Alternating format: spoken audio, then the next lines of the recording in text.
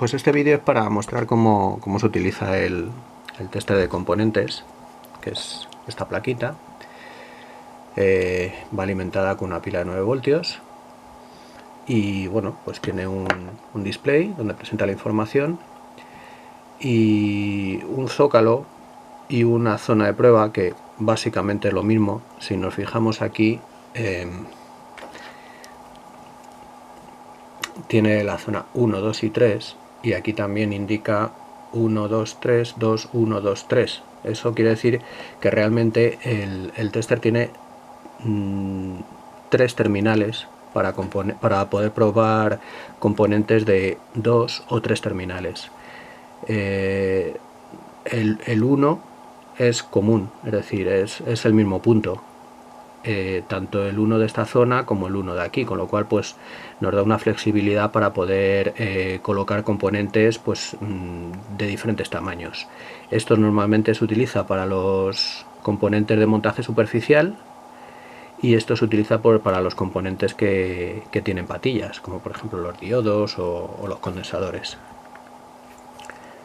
Tiene un pulsador y un diodo que bueno, no es muy necesario porque simplemente se enciende mientras está funcionando, y el pulsador pues lo que hace es encenderlo precisamente y efectuar la medida del componente que queramos medir.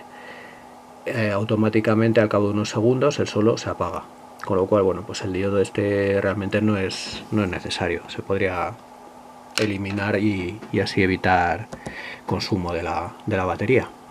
Vamos a probarlo por ejemplo con algo sencillo como puede ser una resistencia.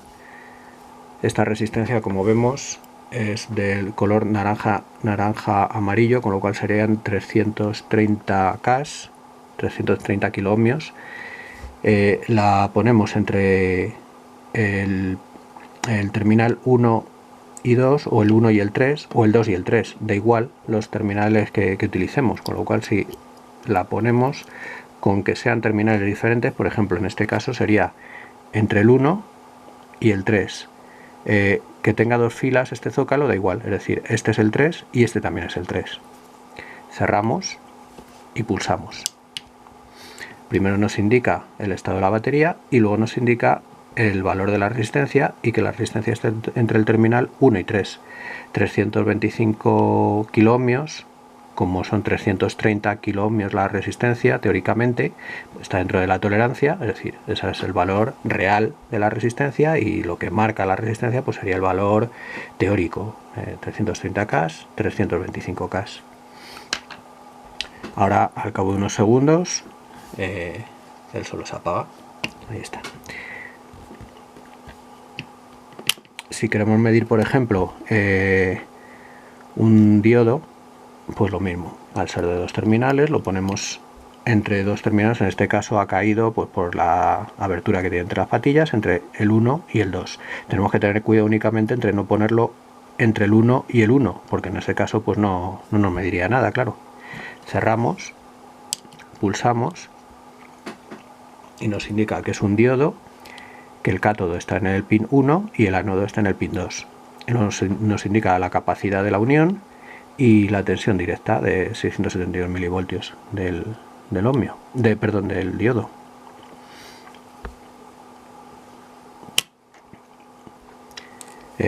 Podemos probar por ejemplo un transistor. Esto es un MOSFET en este caso. Ahí, al tener la misma distancia, pues ahí caería perfectamente pin 1, pin 2 y pin 3. Tenemos tres terminales. Cerramos y medimos. Es un transistor de canal N, un MOSFET. El pin 1 es G, que es gate, la puerta. El pin 2 sería el drenador y el 3 el surtidor. La capacidad de la unión son 793 picofaradios y la tensión directa 2,03 voltios. Las indicaciones, los valores medidos, no le daría yo mucha importancia. En todo caso, bueno, por las resistencias sí nos puede importar el valor que tiene, pero los transistores, el valor que nos dé, no nos podemos fiar mucho más, en todo caso, para saber que realmente el componente está bien. Es decir, si nos diese pues por ejemplo, al poner un transistor dañado que no reconoce el componente o nos indica que es un condensador cuando realmente estamos poniendo un transistor, pues en ese caso sabríamos que ese transistor está dañado. Por ejemplo, esto sería un condensador de montaje superficial. Aquí podemos ponerlo en esta posición o podemos ponerlo en esta posición, de forma que toque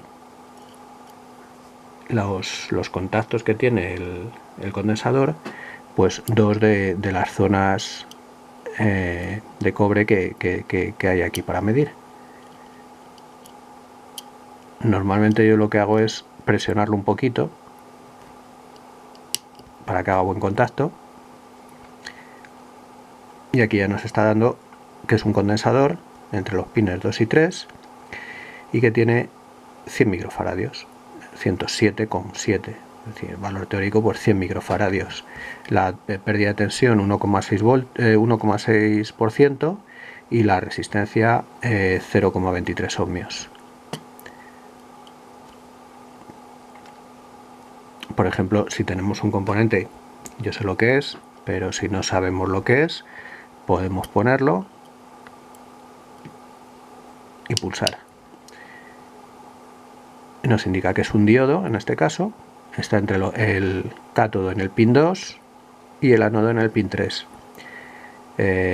La tensión directa 607 milivoltios y la capacidad de la unión 8 picofaradios. Por ejemplo, resistencias SMD también las podemos medir de esta forma.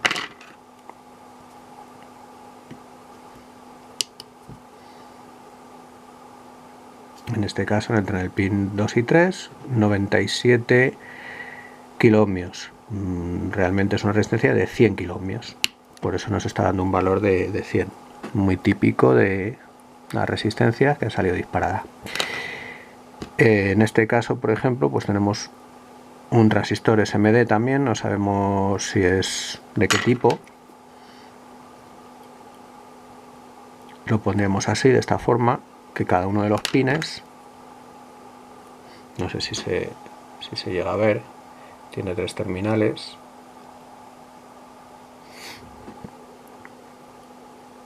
Y así cada uno de los terminales pues está tocando la zona 1, la 2 y la 3. Lo presionamos un poquito y pulsamos. En este caso nos dice que es un transistor NPN, es decir, un transistor bipolar.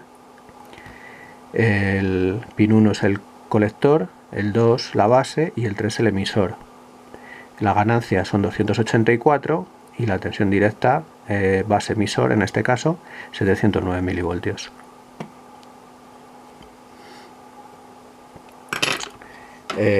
Transistores MOSFET de montaje superficial, pues también los podemos medir. En este caso tenemos que tener en cuenta que tenemos que colocarlo así, ya que en todos los transistores MOSFET, los que son simples, porque hay algunos que son dobles, los que son simples, las 3 primeras patillas serían el surtidor, la cuarta patilla sería la puerta y las 4 últimas patillas sería el drenador. Entonces tenemos que colocar 3 patillas en la zona 2, por ejemplo, una patilla en la zona 3 y las otras 4 en la zona 1, teniendo en cuenta que el pin 1 del transistor es esta de aquí. Pulsamos y nos dice que es un transistor un MOSFET de tipo P. En el pin 1 está el drenador, en el 2 el surtidor y en el 3 la puerta, la capacidad y la tensión. Sobre todo aquí lo que nos importa es la disposición de las patillas y el tipo de la polaridad, si es un transistor de tipo P o de tipo N. En este caso es de tipo P, y por ejemplo este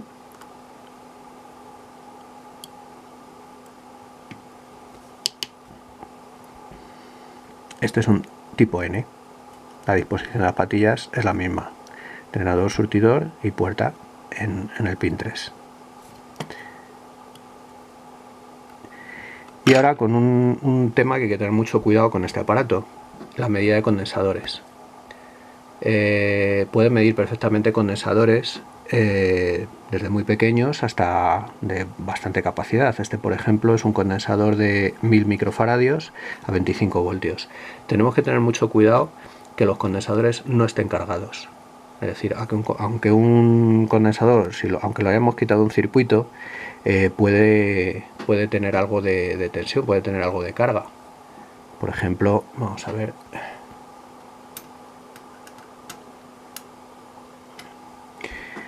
Este ahora mismo, pues aunque le toquemos y no notemos nada, pues es un condensador que acabo de cargar en la fuente de alimentación. Y vamos a ver aquí que estaba cargado. Esa tensión, si estando el condensador cargado lo metemos en el aparato, es muy fácil que lo estropee. Con lo cual, lo que siempre tenemos que hacer con estos condensadores de este tipo es tocar con las dos patillas sobre una superficie metálica, o poner en corto las patillas con unas pinzas, o hacer un corto de alguna forma entre las patillas para que estén totalmente descargados. Ahora, ya que estamos seguros de que está descargado el condensador, podemos colocarlo, cerramos y medimos. Y en este caso, pues nos indica que es un condensador de 975 micros, es decir, 1000 micros, 1000 microfaradios en la práctica, con una pérdida de tensión de 1,4%, que es baja, está bien, y un SR de 0,04 ohmios, que está muy bien. Esta es la resistencia interna que tiene el condensador, que cuanto más baja es, pues mejor es el condensador. Sobre todo eso, tener cuidado con los condensadores cargados para no estropear el comprobador de componentes. ¿De acuerdo? Pues nada más.